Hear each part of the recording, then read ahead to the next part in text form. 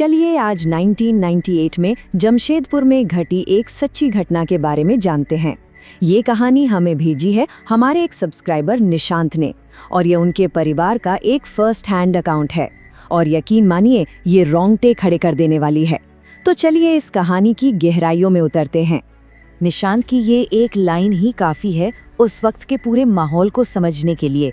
कहानी में आगे बढ़ने से पहले इस एहसास को महसूस करना बहुत ज़रूरी है, क्योंकि यही वो डरावना और अलग थलग पड़ा माहौल था जिसने डर और अफवाहों को पनपने के लिए एक ज़मीन तैयार की। तो चलिए कहानी के पहले हिस्से में चलते हैं और सबसे पहले उस जगह को, उस माहौल को समझते हैं जहाँ ये सब कुछ हुआ, क्योंकि उस जगह की अपनी एक अलग ही कहानी थी जो इन घटनाओं में एक बहुत बड़ा रोल प्ले करती है। तो बात है 1998 के जमशेदपुर की। उस वक्त शहर के जैसे दो अलग अलग चेहरे थे। एक तरफ थे टाटा के मॉडर्न और पॉश इलाके जहां 24 घंटे बिजली, पानी, पक्की सड़कें, सारी सुविधाएं थीं, और दूसरी तरफ था छोटा गोविंदपुर, शहर से बिल्कुल कटा हुआ एक ऐसा उपनगर जहां दिन में मुश्किल से 5-6 घंटे बिजली आती थी। ये जो अलगाव था और सुविधाओं की जो कमी थी, उसने एक ऐसा माहौल बना दिया था जहां कोई भी डर या अफवाह जंगल की आग की तरफ फैल सकती थी। अब निशांत का घर दिन के उजाले में तो मोहल्ले की जान हुआ करता था। उनकी माँ टीचर थी तो घर में बच्चों का ट्यूशन के लिए आना जाना लगा रहता था। खूब चहल पहल और रौनक रहती थी। लेकिन जैसे ही सूरज ढलता था, यही घर, यही मोहल्ला एक खौफनाक खामोशी में डूब जाता था। और ये जो दिन और रात का फर्क था ना, यही रात के सन्नाटे को और भी ज्यादा डरावना बना देता था। तो अब कहानी उस मोड़ पर आती है जहां से सारी मुसीबतों की जड़ शुरू हुई, और इसकी शुरुआत हुई एक अफवाह से, एक पड़ोसी के बारे में फैली एक बहुत ही भयानक अफवाह से। अफवाह कोई छोटी मोटी नहीं बल्कि बहुत ही भयानक थी। लोगों ने कानाफूसी करना शुरू कर दिया कि पास के ही पंजाबी परिवार में एक महिला है जो काला जादू करती है। कहते थे कि पास में एक बाउंड्री के पास जहां बच्चों को दफनाया जाता था, वो महिला अमावस्या की रात को वहां से शव निकालकर उन पर तंत्र मंत्र करती है। सोचिए, इस एक अफवाह ने उस परिवार को रातों रात पूरे मोहल्ले की नज़रों में गुनहगार बना दिया और लोगों के दिलों में डर और शक का बीज बो दिया। और फिर जो होना शुरू हुआ, उससे लोगों का ये शक यकीन में बदलने लगा। एक के बाद एक अजीब और दुखद घटनाएं होने लगी। सबसे पहले उसी महिला के पति की अचानक मौत हो गई। फिर उनके घर के ठीक बगल में लगा एक लहलहाता अमरूद का पेड़ रातों रात सूखकर लकड़ी बन गया। और सबसे खौफनाक बात तो ये थी कि अगले 2 हफ्तों के अंदर मोहल्ले के 3 जवान लड़कों की मौत हो गई। तीनों की मौत अलग अलग हादसों में हुई। बस इन घटनाओं के बाद तो पूरे मोहल्ले में एक दहशत का माहौल बन गया।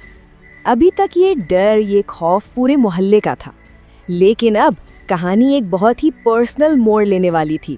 अब ये खौफ सीधा निशांत के घर में दाखिल होने वाला था। निशांत की बड़ी बहन, जिसने अभी अभी 10वीं के बाद कॉलेज जाना शुरू किया था, अचानक से उसमें कुछ बहुत ही अजीब बदलाव आने लगे। वो हंसती बोलती लड़की एकदम खामोश रहने लगी, खाना पीना लगभग बंद कर दिया और अक्सर बस बिना किसी वजह के रोती रहती थी। हालत इतनी बिगड़ गई कि उसने कॉलेज जाना तक छोड़ दिया।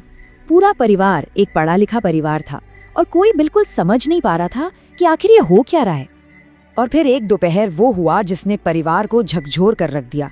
निशांत की बहन के कमरे से एक मर्दानी आवाज आई। जब उसके पिता घबरा कर दरवाजा खोलकर अंदर गए तो उन्होंने जो देखा वो उनके होश उड़ाने के लिए काफी था। उनकी बेटी नमाज पढ़ने की मुद्रा में बैठी थी और एक आदमी की आवाज में कुछ बुदबुदा रही थी। और जब उसने मुड़कर अपने पिता की तरफ देखा तो उसकी आंखें पूरी तरह सफेद हो चुकी थी। उस एक पल में परिवार समझ गया कि ये कोई दिमागी या शारीरिक बीमारी नहीं है, ये कुछ और है। अब सवाल ये था कि आखिर उनकी बेटी पर किसका साया है, और इसी सवाल का जवाब ढूंढने की कोशिश में वो एक ऐसे रास्ते पर निकल पड़े जो बेहद मुश्किल और डरावना था। तो अब कहानी उस दौर में पहुंचती है जब परिवार अपनी बेटी को बचाने के लिए हर दरवाजे पर दस्तक दे रहा था। झाड़ फूक, ओझा, तांत्रिक, हर वो कोशिश कर रहा था जो वो कर सकते थे। और ये साया सिर्फ बहन तक ही नहीं रहा। धीरे धीरे पूरे घर में अजीबोगरीब चीजें होने लगीं। कभी अचानक से कहीं से इत्र की तेज खुशबू आने लगती, तो कभी सुबह उठने पर छत पर जानवरों की बड़ी बड़ी हड्डियां पड़ी मिलती। रसोई में रखा खाना अपने आप गायब हो जाता और कभी-कभी तो घर के लोगों की ही आवाज़ में कोई और बोलता हुआ सुनाई देता। ऐसा लग रहा था जैसे पूरा घर ही किसी बुरी शक्ति के कब्जे में आ गया हो। परिवार की बेबसी का अंदाज़ा आप इसी बात से लगा सकते हैं। उन्होंने पहले राजू नाम के एक प्लास्टर वाले को बुलाया जो थोड़ा बहुत झाड़ फूक जानता था, लेकिन उस चीज़ ने उसे चारपाई समेत उठाकर छत के दूसरे कोने में फेंक दिया। वो तो जान बचाकर भागा। फिर वो एक ताजी बाबा के पास गए जो असल में एक धोखेबाज निकला। वो पैसे लेने के लिए अपने ही पाले हुए जिन घर में छोड़ जाता था ताकि परिवार और डरे, और आखिर में उन्हें एक सच्चे सिद्ध पुरुष मिले जिन्होंने आकर उनकी मदद की। एक बार जब उस ताजी बाबा ने उस चीज़ से बात करने की कोशिश की थी तो उसने निशांत की बहन के शरीर से एक आदमी की भारी आवाज़ में कहा था, मैं इसे नहीं छोड़ूंगा, मैं इसे अपने साथ लेकर ही जाऊंगा, चाहे कुछ भी हो जाए। मतलब साफ था, ये लड़ाई अब जान पर बनाई थी। तो जो आखिरी और कामयाब कोशिश हुई वो की एक सिद्ध पुरुष ने, और उन्होंने आते ही सबसे पहले उस धोखेबाज मौलवी का पर्दाफाश किया। उन्होंने बताया कि कैसे वो पैसों के लिए परिवार की तकलीफ और बढ़ा रहा था। ये सुनकर परिवार को सदमा तो लगा, लेकिन कहीं न कहीं उम्मीद की एक नई किरण भी दिखाई दी। उस सिद्ध पुरुष ने एक बहुत बड़ा और मुश्किल हवन किया। उन्होंने अपनी शक्तियों से उन सारी बुरी आत्माओं को एक मटके के अंदर कैद कर दिया, लेकिन काम अभी पूरा नहीं हुआ था। जब वो उस मटके को लेकर पास की नहर में फेंकने जा रहे थे तो उन शक्तियों ने उन पर भी हमला किया। उन्हें रोकने की पूरी कोशिश की, पर उन्होंने लगातार मंत्र पढ़कर खुद को बचाया और आखिर में उस मटके को बहते पानी में फेंककर उस अभिशाप को हमेशा हमेशा के लिए खत्म कर दिया। तो वो बुरी शक्ति तो चली गई, पर क्या कहानी यहीं खत्म हो गई? नहीं, अब हम बात करेंगे उस घटना के बाद की, कि उस परिवार पर इसका क्या असर पड़ा जो सालों तक उनके साथ रहा। बहन तो ठीक हो गई थी, लेकिन उस खौफनाक दौर से बाहर आने में, शारीरिक और मानसिक तौर पर पूरी तरह से रिकवर होने में उसे पूरे 10 महीने लग गए।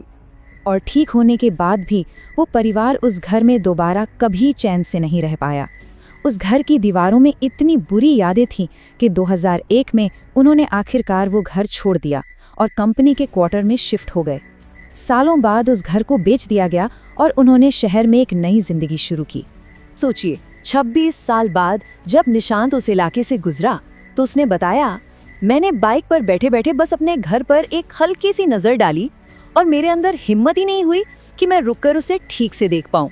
ये एक लाइन उस खौफ के गहरे जख्म को बताने के लिए काफ़ी है जो आज भी उनके दिल में ताज़ा है। और ये कहानी हमें आखिर में एक बहुत ही ज़रूरी सवाल पर लाके खड़ा कर देती है कि असल में किसी जगह को भुताहा क्या बनाता है? वहाँ मौजूद कोई आत्मा, या फिर वहाँ घटी घटनाओं की वो भयानक यादें जो हमारे जहन से कभी नहीं जाती।